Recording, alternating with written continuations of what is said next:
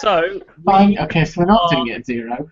no, we already did it. Hello, welcome to episode 29 of Talking Tech, the weekly podcast from MobileTechTalk.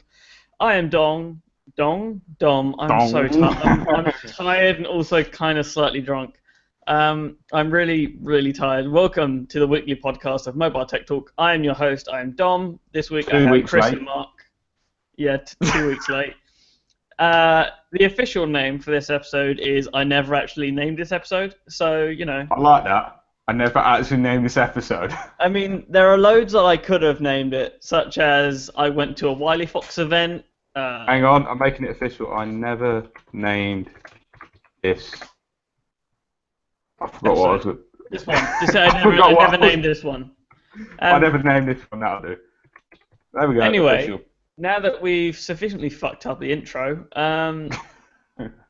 let's just start. Let's just start it. Come on. So, Yeah. I assume all three of us use two-factor authentication on No. what? He uses texts, no doubt. Mark, what is wrong with you? Two-factor authentication is a pain in the arse. If you use a Google app, if you do it by text, it's not too much hassle. No, even for Google, it was. I tried it once. It was annoying, a massive annoyance. If you, Um, well, now, Mark, if unlike myself, you don't change devices all that often, it takes all the hassle out. By when you try and log in on your main device, it will say, "Are you trying to log in somewhere?" with a big yes or a big no button. That's it. No code. Similar to how no text Microsoft messages. do theirs. Yeah, actually, really similar to how But Microsoft they does have a it. code that you just have to check. It's like the Bluetooth pairing function when it gives you a code. You just Kind check of. your codes match up. But the Microsoft login authenticator makes you go into the app because Yes. Google makes it just takes up the entire fucking screen with a big yes and no button. I have two-factor authentication on all three of my accounts, so my two personal ones and my Google Apps account. WordPress, I believe so. My Twitter. Yes, I do. Sorry, I just don't log into Twitter all that often. It's just I'm just trying to so think of apps that I've I got. genuinely had to think about it. I have it on my TeamViewer? I have it on my Snapchat, my Instagram, like all services pretty much where I can have it. I do have it. There was an instance where one of my accounts was compromised, and it's actually like kind of scary. So I don't know how, I don't know why, but ever since I've had two-factor authentication on, and it is a right royal pain in my arse. At least it's getting less of a pain in my arse with my Google accounts. Have you? I mean, there's no point asking you, Mark. You don't even have lock screen passwords. Chris, have you turned this on? Not that one. I just use a traditional code system. Okay. I can't be bothered to go through and double check everything, but I've got it set for all my three Google accounts, TeamViewer, WordPress, Facebook. Though it doesn't work for some reason. Discord and Slack are the only ones, and I have Twitch that goes through SNS, and I think Twitter goes through SNS as well. Okay. So that's not too bad. Like I said, at least it's some extra form of security. Especially with WordPress, considering Yeah. that's the account I have for the website. So I mean, WordPress is just a buggy pile of shit anyway. So like any extra security on WordPress is kind of Yeah, passwords and shit. I just use LastPass for everything now, so I don't even know what my passwords are for things. At least you're doing something. yes, At least you're Yeah, not but saying, the at least you're not difference saying is you have all your passwords in a .text file, no, something on your no. desktop. Yeah, but the primary reason for LastPass is because it works and it's really easy. Yeah, there you go. That's the thing. It's much easier than trying to remember. What is the password for blah blah blah? Which one did I use for that? No, I just log in, and you have to pay to get the mobile app. But it's not So, yeah, that it's expensive. It's like subscription. $5 a year or something like that. I think it's like a tenner a year. Still, mean, it's not exactly extortion, is it? no, exactly. It's I not mean, going to it's break your piggy bank. hardly any. And so anytime I try and log in on my phone with something, which when especially when you're reviewing phones and new things come in, and oh my god, you have to sign into fucking everything. No, you don't. Literally There's a way around that. I can just log into LastPass, and every time I log into a new app like Dropbox or anything, Dropbox is the annoying one because I use it religiously. It pops up, and I go and it autofills the username and password, and that's it. The one thing I do find is when I have review devices, and I know I always seem to have them from Vodafone, so I can do this, but because they have a different SIM card in them, I can always carry my main phone with me as well, so I can still authenticate it. If anyone wants to know what Dom is doing, he's flying the bird. Flipping the bird. Flipping me off, flying the bird, whatever you want to call it. Although Dom does realise he could just simply have a a spare backup SIM. You do realise you can have more than one of these things. Yeah, and I used to do the whole 2 SIM cards all the time, and it's just a pain in the ass. It's my fault for wearing tight trousers, but I don't have the space for multiple phones anymore. That's why you don't wear tight jeans. Yeah. Otherwise known as go fuck yourself. That is the technical term for telling people to go fuck themselves. So now that we're done talking about 2-factor authentication, like I said, at least you're using a password manager, Mark. It's not like I said, it's not like you use the same password for everything, and that single password is kept on a .text file on your desktop. At least you're using an encrypted password manager that is actually quite well regarded. Does either one of you two want to speak about this next one, seeing as I genuinely have no idea what the fuck it is? I'm going to assume Mark has no bloody clue what it is either.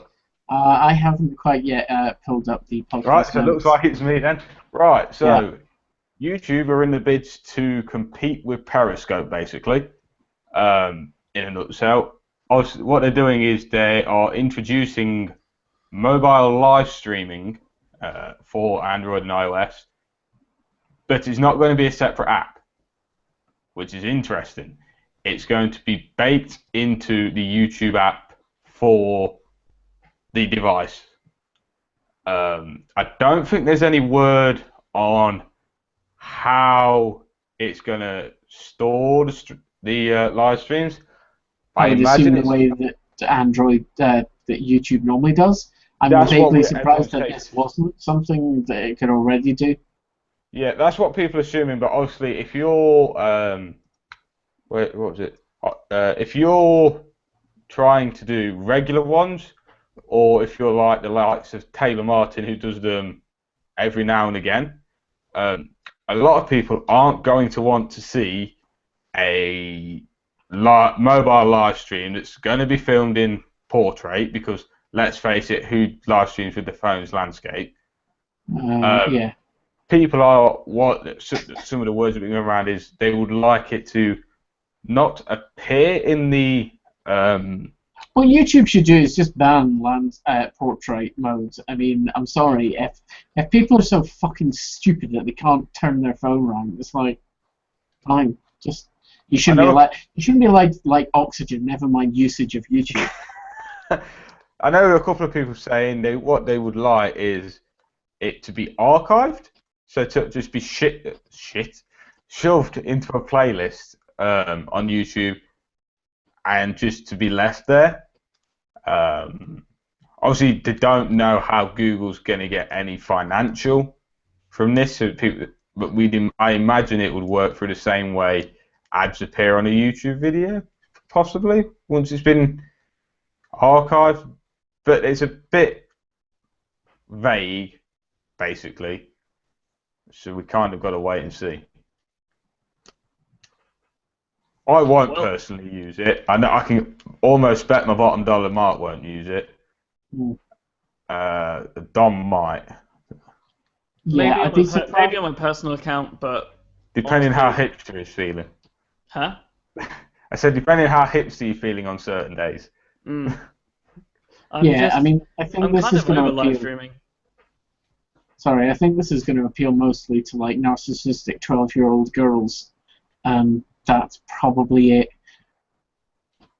I know. Are narcissistic 12-year-old girls not like on Instagram or like Facebook? I think this will just be like, oh look, I can do video instead. The same three people can keep caring. Fair I enough. know. Taylor Mark was saying the only time he's really gone to live streaming now is when he's got some free time, or he's been known to do it whilst he's driving, which is probably not a good idea, but hey ho. I mean, as long as you're not actively Holding it. interacting with the device while streaming, if you've just got the stream on whilst you drive and you don't interact with it, and you're not like staring at the screen and stuff, I don't think it's too bad. No. But Over then, here, you then, probably then get. someone is literally just watching you drive and speak because that you can't or you shouldn't be reading the questions on the screen. So. But no, giveaways, and you see MKBHD live stream every now and again when he gets a new phone. It's normally how he does his unboxings. Yeah, but I just think most of the people that are going to be doing stuff like this, whilst okay, maybe they could do it live, and maybe they might possibly, want to do, like EFA coverage coming up. I could see a group thinking, yeah, let's do, something live as we wander around. But the amount of connectivity problems that's going to have, the simple fact that lots of the people, and for the expected content that's going to come out of that, people are very, very happy for it not to be exactly live. They would rather, it be edited and cut. Higher quality with higher quality audio. Yeah, I mean, live broadcasting is a great big pain. I can't speak for everyone, but I'll take lower quality video for higher quality audio because it's really hard to listen to someone with a shit mic for too long. Yes. But that's it. It's been announced. We're just waiting. Yeah, I just. But because none of us are 12-year-old narcissistic girls, though Chris. Yeah, we don't care so much. What was that, Dom? Said that Chris is the closest. Not anymore. I'm not. Because you fully transitioned, or? No, because I'm no longer the youngest. Oh right, yes. Sorry. Yeah, Jeffrey's the youngest. Jeffrey was the youngest, and now I can't remember his name. Honestly, like I said, at this point, I'm kind of too tipsy and too tired to make any kind of coherent sense. So it's really not a good idea for me to be leading a podcast. But hey, I've missed 2 weeks. Better get back into the swing. Yeah, why not? Before you get too rusty. Up next, Android Central has a list of the Daydream ready phones. So a quick refresher, at Google I/O, Google announced Daydream, which is not the Daydream feature they initially announced, which was back in like Android 4.1, which is essentially a screensaver. Daydream is their VR experience, or the higher end VR experience from Cardboard. So the VR ready or Daydream ready phones is the ZTE Axon 7. And that's where the list ends. And that is where the list ends. The funny thing is, the Nexus 6P, Google's flagship Nexus device, is just not going to be certified when it comes out. Have you seen why it's not certified? I have indeed. The thermal performance is not where they'd like, which means even Google, who did the best thing possible with the 810, still wasn't able to get the performance and the thermals in the right place. But there's a big but here. Go on, Christopher. The 6P is currently what they're using to test Daydream. Yes. So whilst it's in development, they are using the 6P. Yeah, so what they're doing is they're having a certain level of quality, which means everything after this is going to be way better. So if they're testing on it's like when you test your app or anything on the lowest possible requirement. Device. Yeah, so say you need at minimum 1 gig of RAM, WVGA screen, and a dual-core 1 gigahertz processor. If you optimize your performance for that, your application for that type of device, anything more than that's going to be easy. So if you're developing for a device where you know it's going to be thermally constrained, you're going to be able to do way better stuff later on. Mark, do I even need to ask how you feel about this? Well, I don't know. Do you feel the need? How Is do it you now the feel point? about, how do you feel about Android Daydream, Mark? I feel that this is basically the same thing as Cardboard. It's one of Google's weird random projects. And I get the impression that this time next week Google's going to have forgotten about it and stopped caring. I mean, I'd kind of believe you had like Cardboard not actually been quite well Successful. received, and they Yeah, Cardboard was incredibly well received. I mean, and let's they're not still be shy. supporting. I mean, Cardboard, the whole concept of, bringing out VR in something that costs, like £2 or £3 was a wow, moment on the internet. And what has Google done with it since? I mean, Google has they're doing a lot of ADD. they're doing a lot of stuff with like 360 photo spheres. So if you're doing like Google Street View and stuff, you can put Yeah, but yourself is any of that inside. specifically related to Cardboard?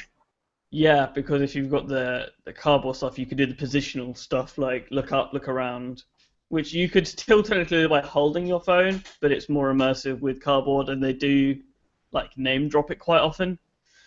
Yeah, well, to me, it They just do like seems as though 360 Google YouTube hasn't stuff. kind of done very much with it. I mean, and then this sort of coming out, this just seems to be, well, isn't it kind of This is just almost higher the same? quality Cardboard stuff. Yeah, This is and it's like, this is a lot higher quality. I don't trust Google anymore when anything new comes out, because there's so many Really, things Mark? they I never would brought have out. guessed. There's so many things they brought out, and they get bored with it within a week, and they just stop caring about it, and it kind of just gets ignored and disappears. Are you still upset over the Google Reader? No, I never used it. I never cared.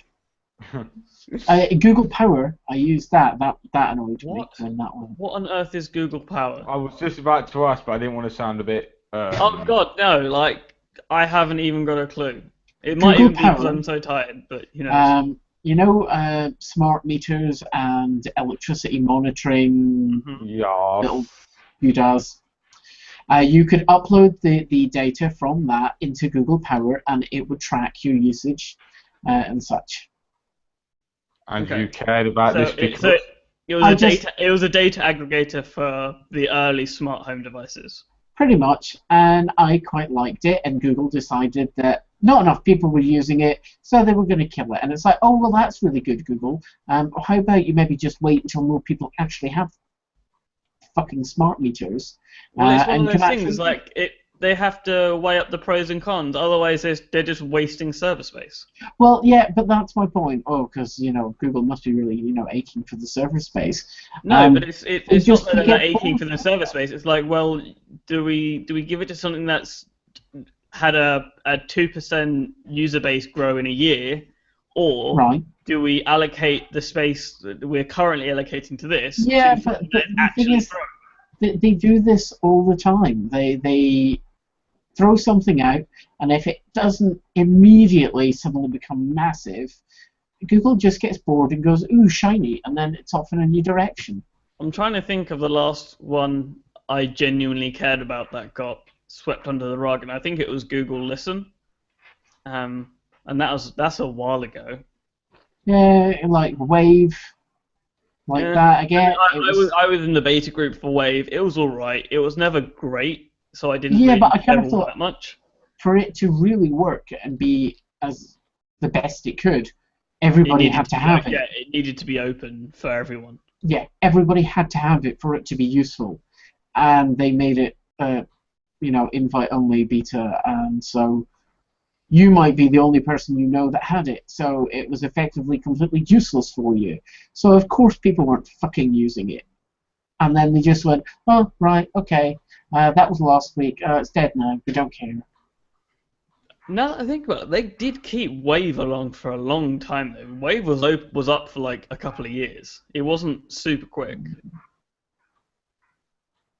There has been stuff that's come and gone in a matter of 6 months, but some stuff Nexus Q. Yeah, that didn't even make it to launch. It didn't even make it to market, I was going to say. It never even made it to market. So yeah. Yeah. Speaking of things like the Nexus Q, Dun-dun. Chris, do you want to speak about the next one? Yes. That was quite a about a motherfucking I didn't even segue. think about that, but that was the best bit. So Google's updated its support page, and it on the section known as end of life dates. This is obviously for the Nexus phones. Now they actually post them. They actually post them. Yeah, I didn't even know they did that, to be honest. They didn't before. They did. Oh, didn't they? No, before it was maybe we support it, maybe we don't. We'll find out as and when if we release something. I never bothered to look at. I just went by the traditional 2-year cycle. But no, they've updated their pages, and we now have the months and the year of when each device is being shut off.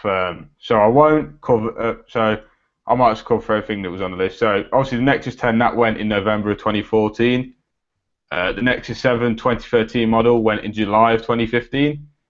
The Nexus 6, this is where we get to the more interesting stuff. That's going to end on in October of 2016.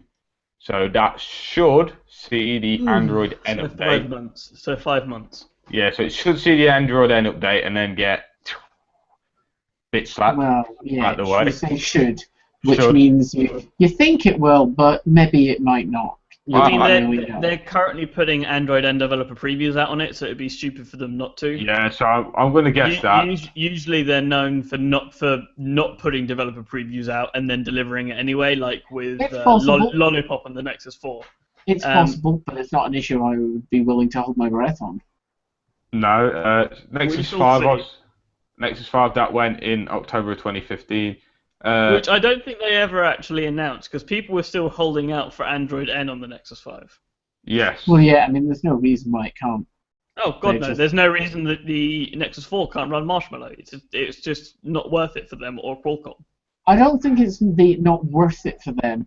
It's that they have decided that there has to be a cutoff, and they have decided that cutoff is going to be 2 years. The same as every other OEM there is. Yes, that's what people were... When this was announced, that's what people were kind of getting a hissy fit about, is, why are you stopping it? These devices can hold for 3-ish years anyway. I'll take the Nexus 7 2012, for example. That could run Lollipop. I wish I never put Lollipop on it. I'd probably still have it then. But it did it. It wasn't buttery smooth, and it would... what's what I'm looking for? Stutter every now and again, but it could. Nexus 9, I'll just finish this list off. Nexus 9, that's October 2016, same time as the Nexus 6. And then the 6P and the 5X are going to end September of 2017, which is when we expect. But it brings it back to the point of they're doing a cut-off, seems to be doing a cut-off every 2 years. When the hardware can go for 3 years. As one person said, what's the point of buying a Nexus if it's only going to be cut off every 2 years? And the simple answer is updates. You're still getting your updates and all your security patches. That's the thing. They're not getting rid of everything. They're saying no more software updates. Yeah, yes. But what they are basically saying is full software upgrades. Want to not have to buy a new phone every 2 years, if you want to keep a device longer than 2 years, buy an iPhone. That is what they're basically saying. Pretty much.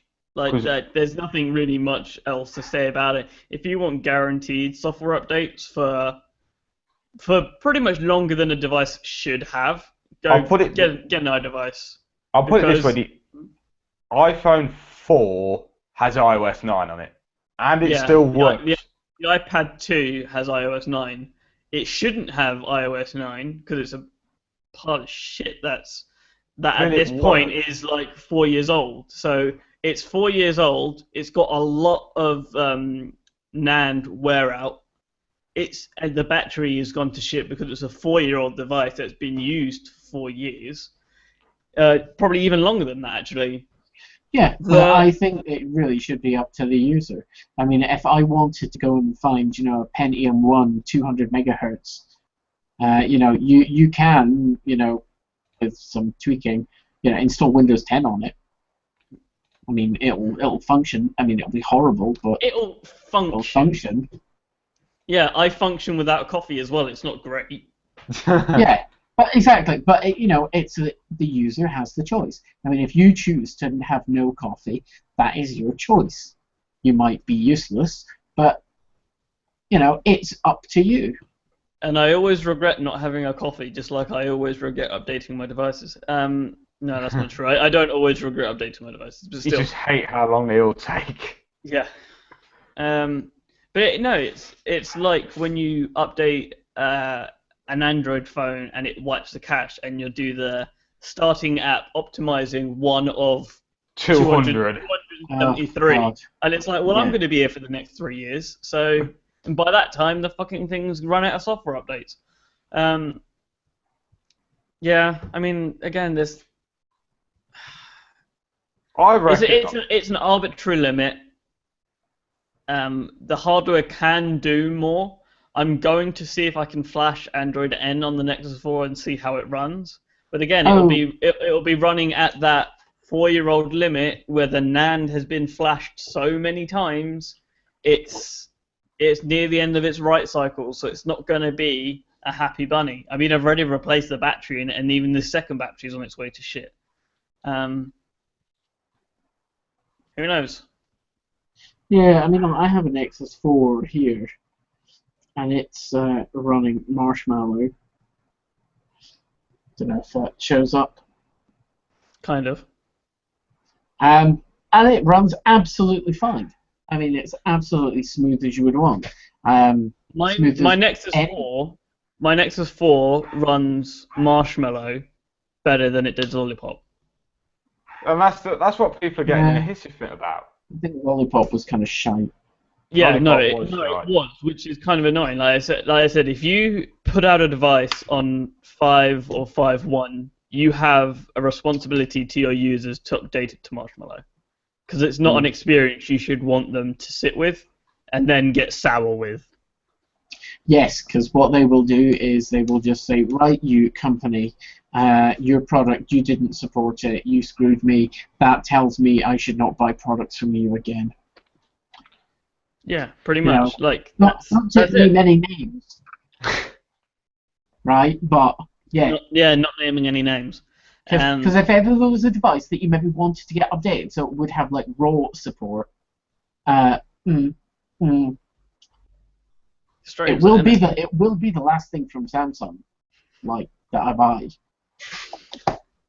Except maybe SD cards, because they don't count. Their SD cards are actually pretty cool though. So they just did a 256 gig UHS 1 card. I'll tell you what I do like about Samsung SD cards, and I know this is going slightly off topic. Colours? Yes. Mm-hmm. Because my mum brought a dash cam for the car, and she got a Kingston card, and I went to put it in the first time, and I didn't have it in, it just flicked out. But I was luckily, landed right next to me. It landed on a white envelope. That is fine. I can find it. It did it again, but fuck knows where that's gone. That's in the living room somewhere, and all because it is black, I cannot find it. If it had been my spare Samsung 32 gig card, which is blue and white, orange and white, yeah. I've got a blue and white one. I can find out any day of the week if I ping it off somewhere. But because it's black, they're so hard to find. I still not found it, and that was about 2 weeks ago. Well, like I was saying just before we got on this, I'm gonna have to buy a micro SD card for this thing because it has 8 gigs of storage, of which only 3.5 gig is available to the user. So I'm gonna have to buy a 32 gig high-speed card and then use it as adoptable storage. Well, at least you can do that. Yeah, but it's like even a high-speed micro SD card is not going to be fast. Like that's the thing. Like that's micro SD cards are just slow. It's just it's the way the interface works. Even UHS cards, they're not super fast. The cards aren't super fast. Some are much faster, but yes, in we're saying the Samsung one we were speaking about earlier. The part of the limitation is the phone. Yes. It's the chips in the phone cannot read data through that fast. They just can't. Which is why we're seeing more companies move away from eMMC-based storage. So Apple in the new iPhones actually made essentially an SSD in the iPhone and new iPads because they bought an SSD controller company and developed an SSD controller. What else? Samsung doesn't use eMMC. They use UFS 2.0, Universal Flash Storage. OnePlus bought UFS storage from Samsung for the OnePlus 3. And again, it's just higher performance than eMMC. eMMC was never designed to be fast. eMMC was designed to be cheap. Yeah. eMMC, which is embedded media memory card, is literally just soldered micro SD. Yeah, and as long as you're not like trying to run apps from it, it's absolutely fine. I mean, if all you're doing is storing, that is what adoptable storage is. Storing your photos. Yeah, that's what adoptable storage is. You are making it internal storage. Yeah, but this is why I'm not a fan of the concept. I mean, it's a better than nothing. But when you have 8 gigs, it is needed. Yes, but this is why I would like Google as one of their requirements, just to go, right, that's it. The minimum, if you want Google certification, the minimum internal storage you can have is 64 gig. Or 32. No, 64. No, go with 64 and force them all to do it. Because if nothing else, the massive amount of increase in production capacity that would invoke is going to just plummet the price. I guess. And also, it's that 32 might be okay right now, but in 2 years' time, it's like, nope, screw it, go with 64 and have done. I'm one of those weirdos. Sorry, Chris, say again. I was going to say, I wish Mark had the first 7. Then I would turn around and give him his rights to complain. That had 4 gigabytes of memory and 3 to the user. No, 2.5 to the user. But that was £25, so it was justifiable. Yeah. I mean, if you're spitting out a phone that costs £25, it's like, oh well, you know. The Rook. It's like the Rook.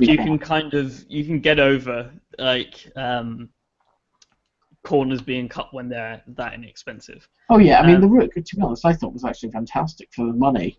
I quite liked the first 7, even though it was a shitty screen and a shitty camera. For 25 quid. You've got a camera, Chris. That's the important thing. Yeah, you've got a camera for 25 quid. The first 7 and the Rook, do you know what they are? They're festival smartphones. Yeah. For these weirdos that go to music festivals like Glastonbury, or Burning Man, like this is or download where it turns to download. Yeah, so you buy a temporary SIM, you whack it in one of these. You can still WhatsApp people. You can still get on Facebook and stuff. And that if it gets waterlogged, if you lose it, it's like, well, fuck. But you're only down 25, 30 quid, not the 600 your iPhone's worth. Yeah, I mean that's a lot of kind people take iPhones on contracts anyway and have insurance on them. It doesn't change the value of the phone, Chris. They have it on contract. They have insurance. They just go, oh, I lost it, and get a new one. But it doesn't change the fact that there are still things on there that are irreplaceable. So like photos that haven't been synced back, all of that lot. Well, that's their fault for not having it back up automatically. Yeah, I agree. But oh well. They'll learn the hard way. Yeah. So should we speak about this next one, which is Every time I read it, it kind of makes me chuckle. That's what I thought when I read it. I thought if Dom's back, he'll absolutely love this.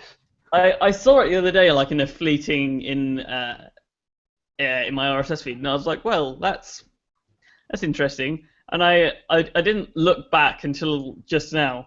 And it is exactly what I thought it would be. So KFC India is kind of known for doing kind of weird and wacky stuff. I think KFC Germany as well. I think KFC Germany had a Bluetooth keyboard embedded in the trays, so you could pair it up to your phone, and then instead of like typing on your phone with greasy fingers, you just typed your messages out on this disposable Bluetooth keyboard tray thing. So KFC India has what is called the Watterbox, and that is WATT, as in watts of electricity, Watt-A-box. So this does exactly what you do. It charges your phone whilst you eat your chicken. It is genius. It is amazing. I don't know if they reuse the boxes afterwards. I imagine they wouldn't. This is the only thing I'm worried about, because if these are just treated as disposable things, we already have a problem with disposing of batteries properly, let alone. Yeah, I kind of assume that it's a box in the sense that, like maybe a McDonald's Happy Meal box. Your food isn't in direct contact with it. No. The battery pack is like segmented off. I would kind of assume that like you could remove. I think you can remove the battery pack. Remove the battery once you finish your meal and then take it off with you. I don't know if it's rechargeable. Well, I don't know if it is rechargeable, because I've just played the video and I've just paused it, and it does appear to have a micro USB port. So okay. I can imagine this would work by, say, example, it was separated from the box. You took the box back to Canada, and they put like a specialist bin, and they possibly remove the battery, stick it in the new box, recharge them. Or they let you walk home with them.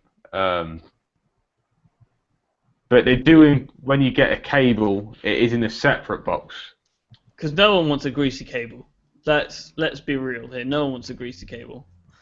It's a cool idea. I don't think they specifically state the capacity of the battery. My guess probably is not be enough to charge an iPhone. It's going to be sub 2,000 milliamps, I guess.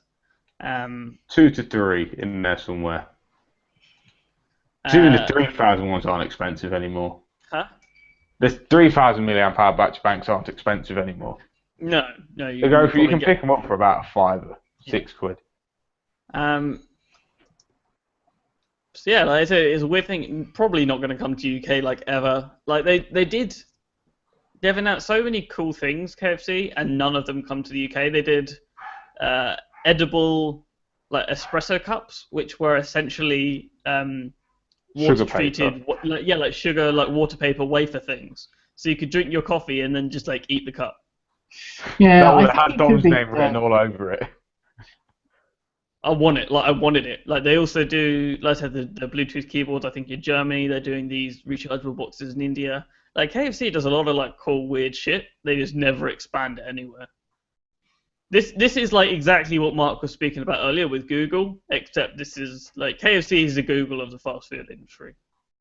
Well, I think with KFC in the UK, I think they're very heavily franchised. Yes, a lot of them. Even McDonald's are in the UK. If you think about it. Yeah, and KFC doesn't have the same user base, I think, as like McDonald's. I don't know. Dom's words, if I remember rightly, he said KFC was the posh version of McDonald's. Did I say that? I think you did say it once or twice. I mean, KFC is not posh.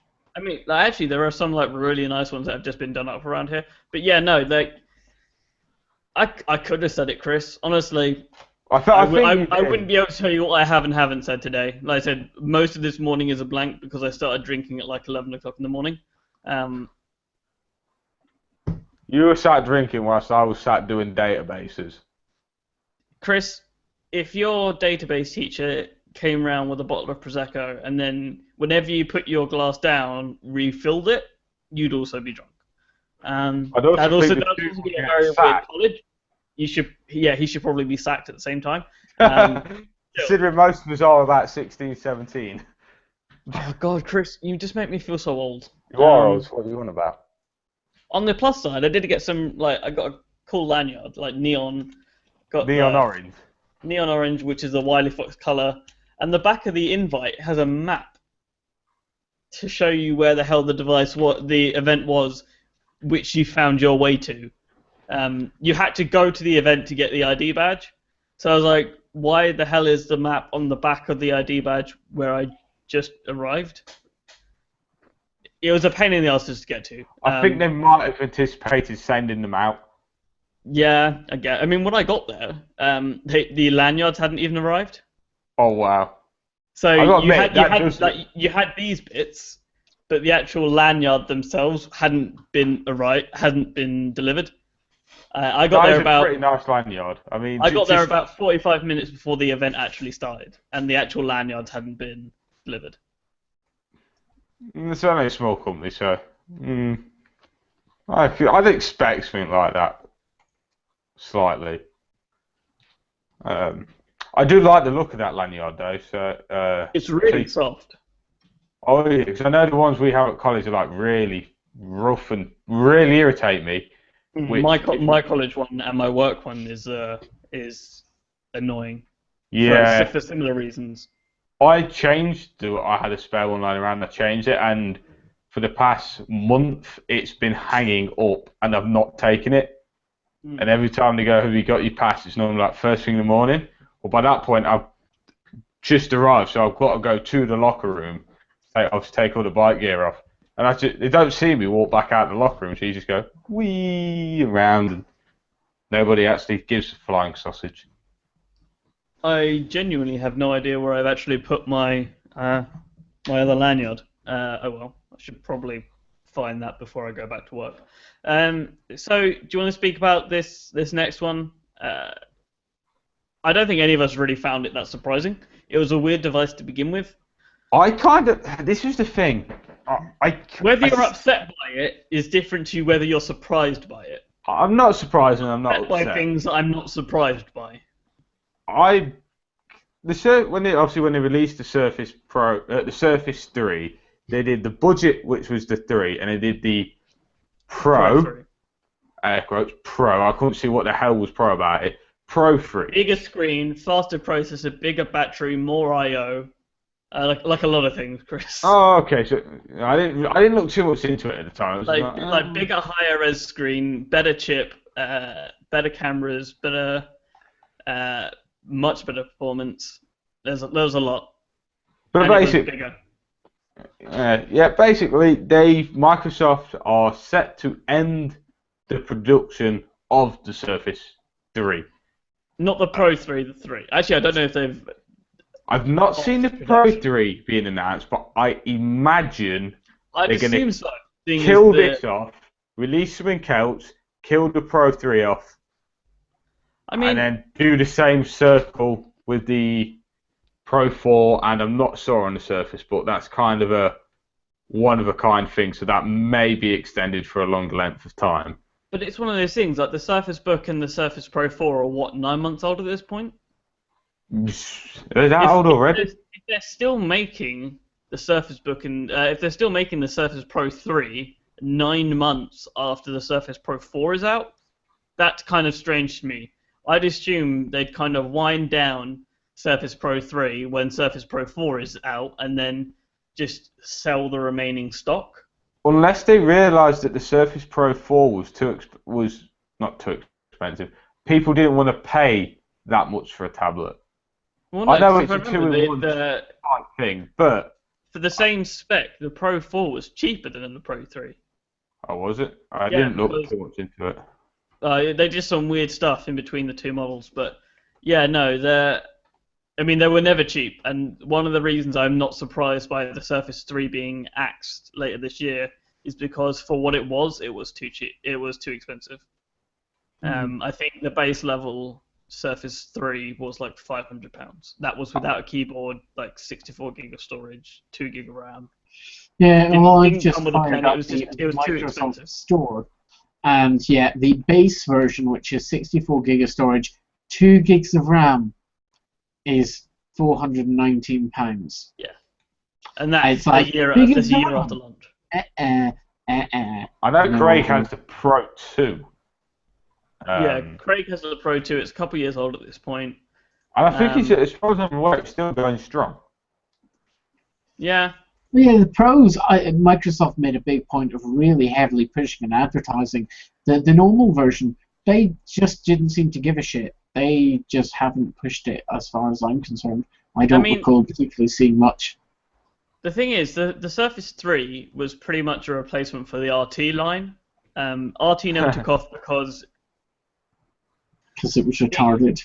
No, it came at a point where Microsoft wasn't able to flesh out the ecosystem. So coming up later this year with the anniversary update, we have Project Centennial, which allows them, or developers, or Microsoft directly, to make Win32 apps available in the Windows Store. So there are a couple of them already. So I think MS Paint, Notepad, MS Paint, Notepad, Media Player, and something else. Like the Win32 versions are available in the Windows Store, which means they can run on RT. This wasn't available 3 years ago when RT was relevant. It was never really relevant. RT was born, used slightly, and died. Pretty much. That if RT was relaunched now, it'd die. I don't think it would die. It would still die. It was would die. a retarded concept. I disagree, but then again, I'm also a big fan of Chromebooks, so whatever. That's one thing I want to get my hands on. So, should I speak about this Wiley Fox event that I went to today? Might as well. So, Wiley Fox, in all their wisdom, decided to hold a press event at 10:30 in the morning. And if that wasn't clear, that was sarcasm. It was fucking retarded. Do not hold a press event at 10:30 in the morning, no matter how much free coffee you ply me with, or free alcohol later on.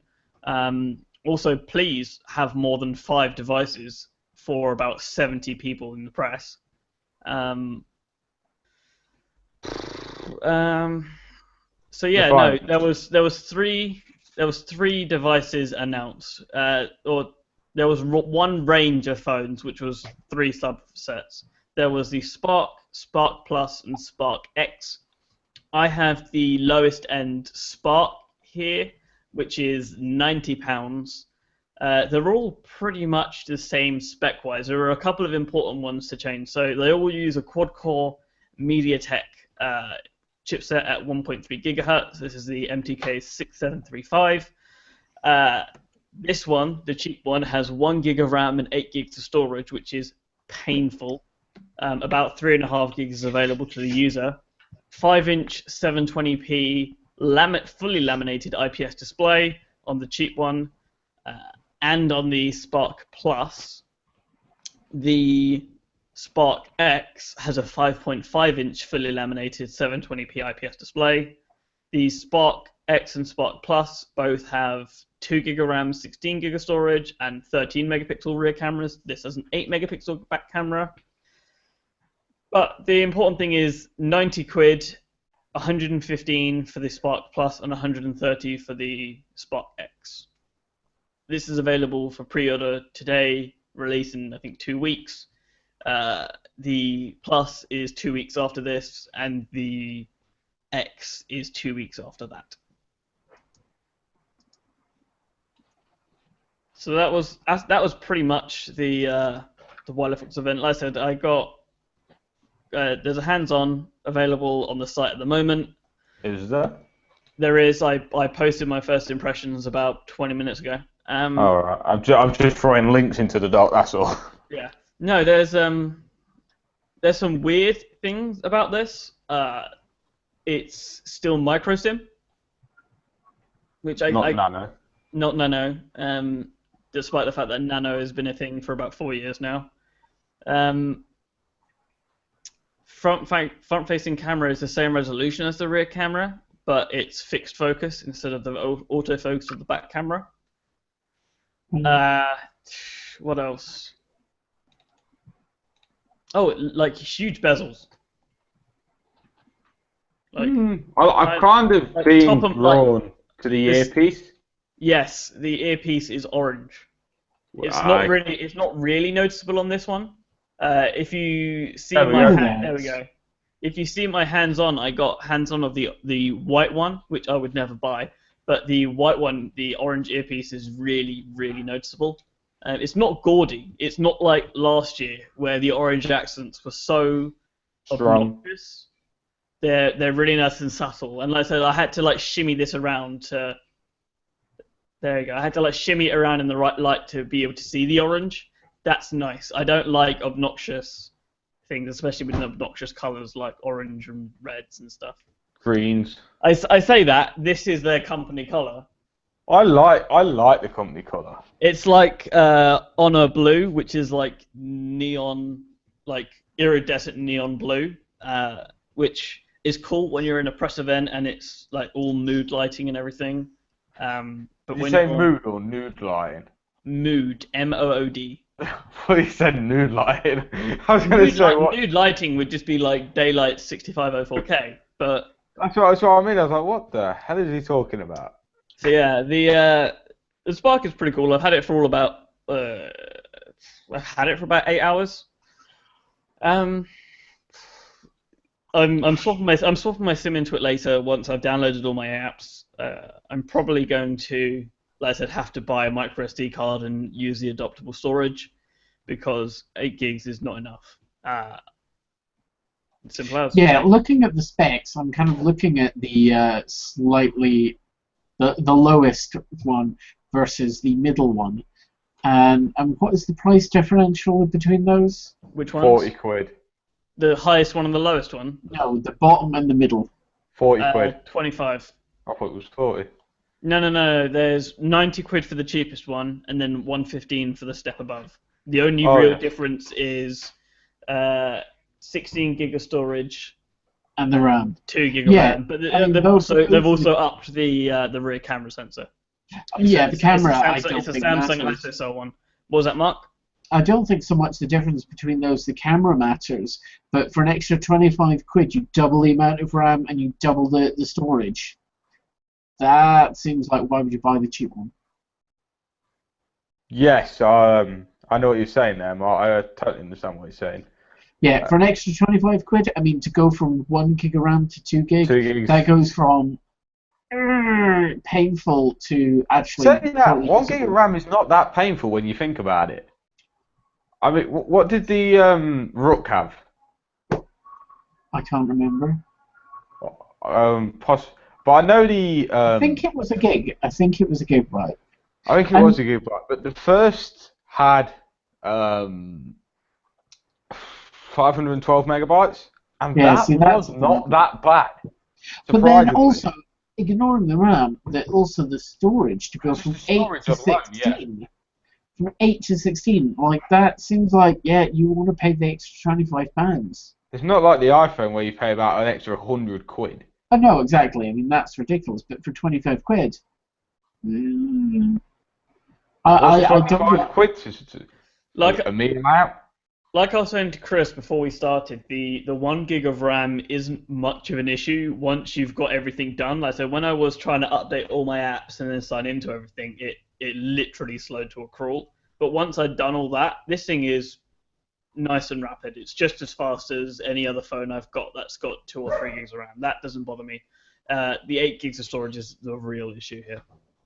Yeah, I mean, for the extra 25 quid, that seems like a... Why wouldn't you? Exactly. Like I said, the release dates are also really close to announcement, which is nice and isn't always common in the Android world, I'll say.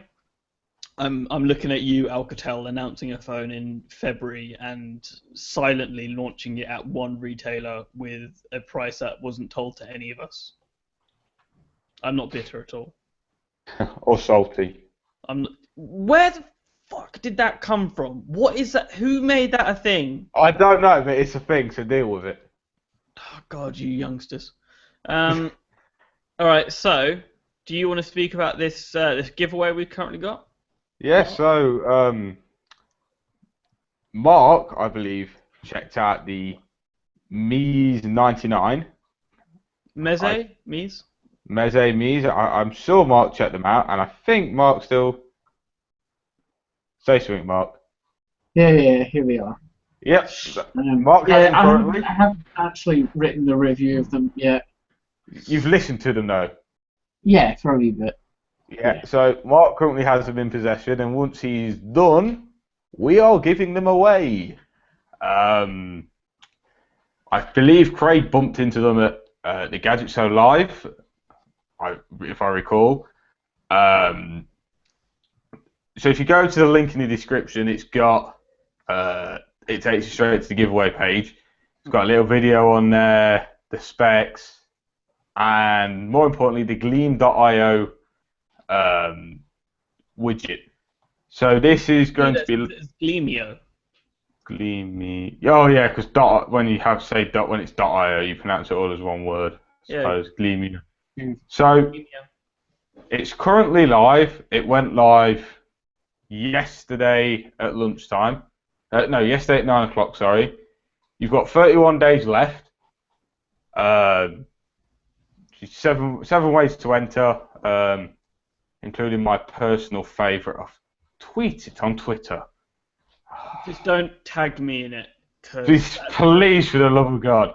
If that anybody... is a very easy way to get yourself reported as spam. Like, that is a very easy way to get yourself reported as spam. If anyone clocked a Medium post I wrote up a while ago, you'll know how annoyed I got with that. In a nutshell, I got 10 Gleamio Gleam tweets, one after each other, by the same person. Mm. Yes, I was not too amused. He shortly got blocked after that, just so I didn't ever have to see it ever again. Yeah, and one thing just also to point out about this giveaway is this is the sort of first of a sort of new round of giveaways that should be happening. So we should also have another few items lined up after this for the next sort of few months. So you probably do want to kind of keep checking back to see when new things go live. We've actually got a fair amount of stuff to give away lately. I'm quite surprised. Yes, I know Craig's been working on that, and I've also had a couple of companies be interested in sending stuff. So one of the companies should be sending me a couple of items just now for us to give away, and I think there's another one sort of umming and ahhing. So yeah, there should be a flowing stream of things now.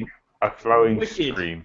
as the kids say, or they said when I was a kid, which is, I think I'm Centuries slightly ago. dating myself. I'm slightly dating myself. Anyway, should we speak about upcoming reviews and stuff? There's not much at the minute. I mean, there's two things on there that aren't. There's two things that aren't on there that I'm just going to speak about. But do you want to speak about these two things first? Yeah, so we've got the Talk My Wraps, and I believe they are headphones. I know they've not come. I genuinely thought they were like a skin or something like that. That's what I thought, but I know they've not come through Mark. I know Craig's written this one. Okay. And I'm pretty sure they're headphones. Oh, the wraps things. Yeah, those are earphone things of some sort. I couldn't understand why they call them wraps. Because you're supposed to wrap them around your wrist. Oh, really? I thought it was wrap around your neck. Oh, well, you can probably do that like too. a noose. You're welcome. the techie's noose. Well, no, what do they call those Bluetooth ones that wrap around your neck buds? People have started calling them neck buds, and I was like, no, you can. Is that the ones that are on the cut? Like, hang on. Like they look like a C. They're a C that wrap around your neck, and they've got the two buds that come out here. Oh, so they're not like the. Oh right. Not like. Oh no, not like that, Chris. Because I know you've got the like the kinds you LG mean. tones, which are like the neckband. The LG Tone Pluses or whatever they're called. People call them neck buds because they wrap around your neck. Yeah, I know that there's quite a few other versions of them, but it is the LG tones. Yeah, I LG think did Samsung have a version called the Level On or something like that. probably, but LG were first to get them out there. Yes, and LG is first to get criticised for looking like a weirdo. But LG doesn't care about that. They make bendy phones. So the Talk My Wraps, which are a pair of headphones that apparently wrap around your wrist. The Jezbond QY11. This is that is the a light Mark bulb? thing. Oh no, that's my thing. Is that my thing or was it Mark's thing? No, the light bulb is yours. I didn't think that fucking was the bell end. Jezbond. Huh? The Jezbond isn't a light bulb. The Jezbond is something else. The light bulb was the. Oh yeah, the Jezbond things. They are earphones. I was going to say it's not. My bulb went live a couple of weeks ago. All right. Yeah, I think it's those ones. The fact you have weed baggies and say it's probably that one, that means you have too many things. Well, these are both Jezbond. I think these were the 13s, and I think these were the 11s. You also make a 12, but I didn't like the look of them, so I didn't ask for them. So Mark's weed is basically earphones. Yeah, that's Mark's drug. I have the Oppo F1 Plus review coming up earphones? soon. Yeah. I have the Oppo F1 Plus review drafted and coming up sometime in the next week whenever there's a gap. I also have the Wiley Fox Spark. I have the Mi Audio X7 Pluses that I'm making a couple of videos for. I kind of need a bit more time with them, but at the moment they're kind of but I like the fact they're waterproof. They're very much sports orientated, and for that focus, they are very well made, I guess. I will also. What was that, Mark? I was going to say, have you been encouraging you to go and do sporty type activities? I mean, I went for a run, and then I was like, ugh, and I had some coffee. He went for a run, got back, collapsed on the floor, and then drank coffee. That's my life, really. Like, I try and do something, fail, then go have coffee. So, I will also just before quickly we finish off, just to say this also came in at some point, so I haven't actually opened them, but that review will come at some point in the next few weeks. I like the name. Archer. Yeah, they seem. I hope to get kind of a bunch of different stuff from them because they're one of these random Chinese companies that seems to make tons of weird random stuff. I mean, their logo is like eerily similar to Arcos, or at least from what I remember the Arcos logo to be. I will also quickly say I do have coming an Sony Xperia X. That should be here by the end of the week. And I believe, if I'm not mistaken, Vodafone Platinum 7, Vodafone Smart 7 Ultra. Yeah, they should be here. They should be around. And also the Honor 5C coming in soon. Yeah, I still have that, which is kind of written. I just need to actually now correct all my shitty typos. What is that? I will edit it for you, Mark, if you actually use my edits this time. You've also got to bear in mind that much of the sort of typo things are just I've made up a word. Yes, I've made up a word. I've got rid of clicky jaw. And I still need to do the photos and stuff for it. But yeah, goddamn, I hate doing photos. Really? You have never ever said, not once in the Slack chat, that you hate photos? I know. This is such a revelation. I know. Mark hates photos. Yes. I might screenshot every time you say you hate taking photos, and at the end of the year, give you like a scrapbook of every time you said it. It just takes so goddamn long fanning around with photos. Yes, it does. So it's like writing the review is so much easier rather than having to dig around with stupid photos and adding them in. Fuck it, I'm finishing. I'm muting both of you two. Thank you for listening to episode 29 of Talking Tech, the weekly podcast from MobileTechTalk. I never actually named this one. The website is www.mobiletechtalk.co.uk. I am at mobile_dom. Chris is at chriswallace959. Mark is at mark2410. The site is at mttfeed. You can get us on Instagram. We are MobileTechTalk. Facebook. We are MobileTechTalk UK. YouTube and Google+. Please search for MobileTechTalk because they won't give us fancy URLs yet. Last but not least, our Patreon. Patreon.com/MobileTechTalk. If you give us some extra money, we might be able to make some better shit for you. Who knows? Until next time, goodbye.